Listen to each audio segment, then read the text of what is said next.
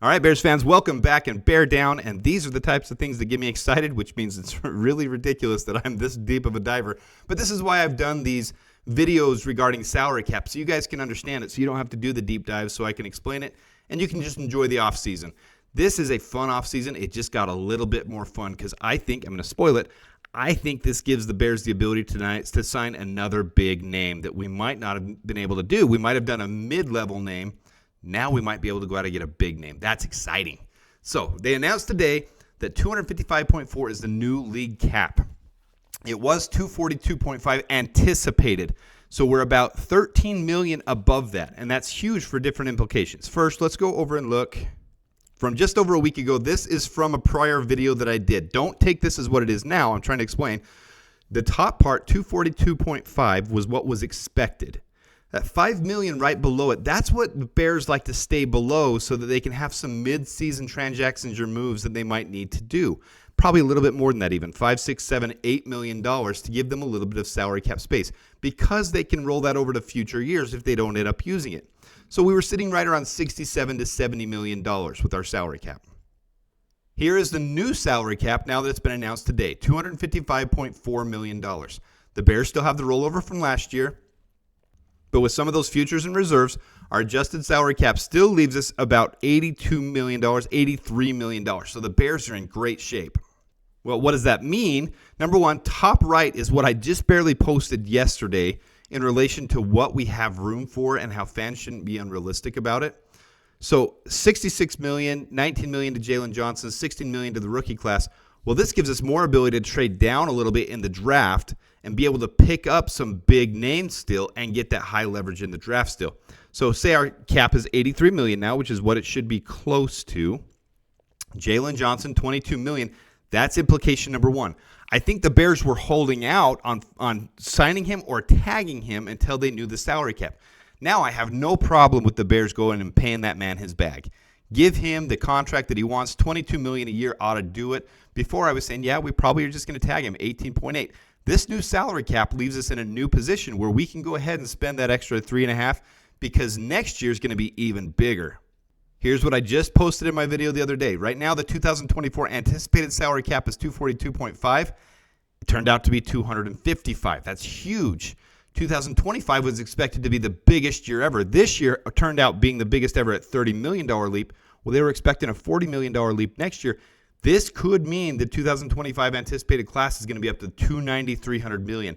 That's going to mean implications for every player wanting to get paid more, and the salary cap and the collective bargaining agreement when it comes up, rookies being paid more, is going to have a ripple effect on the whole league. It would make sense for us to sign that mid-level contract with Justin Fields right now. Combine this year, next year, and a third-year option all into one to give him more guarantees and pay him like $75 million. That makes complete sense with where the salary cap is headed. It gives us extreme flexibility and a huge, huge position for both sides to be happy. Justin Fields gets paid in the meantime, trying to prove himself in those 3 years. The Bears have a beautiful window of trying to prove their quarterback, and if they don't get it done with him signing a rookie in 2026 with a year under Fields, this whole situation bodes amazing for the Bears. It is long-term very, very positive because of where Ryan Poles has put us. If other teams are in salary cap hell right now, it helps them get out of that trouble, but it doesn't give them the flexibility that teams like the Bears are in right now because they put themselves in such a good position they can be signing contracts with players right now that will favor both the player and the team moving into the new collective bargaining agreement and moving into the new salary cap.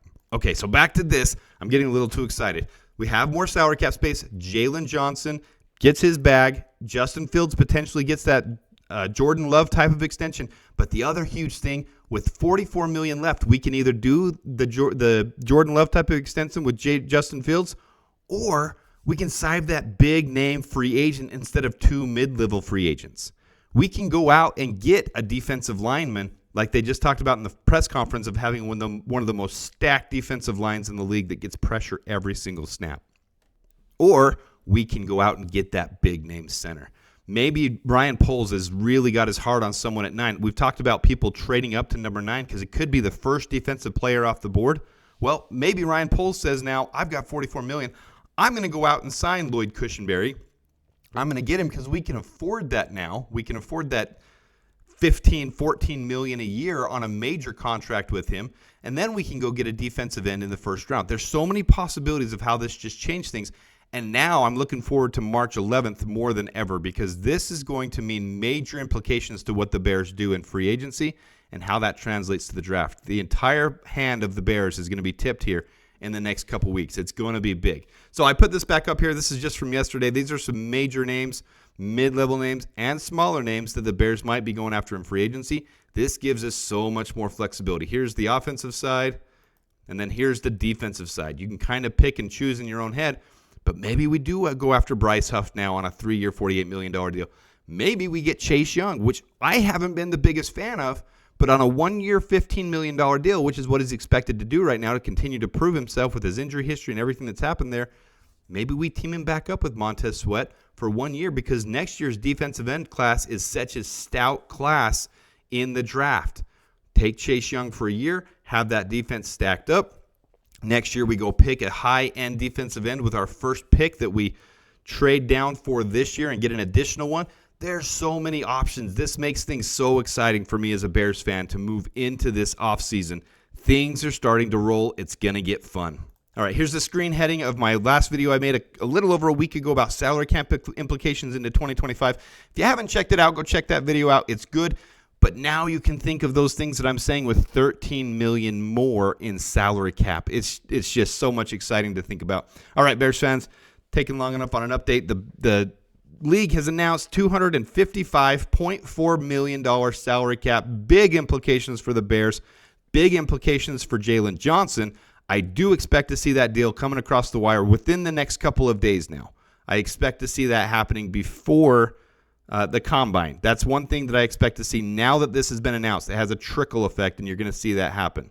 Until next time, I hope you guys have a great day, and bear down.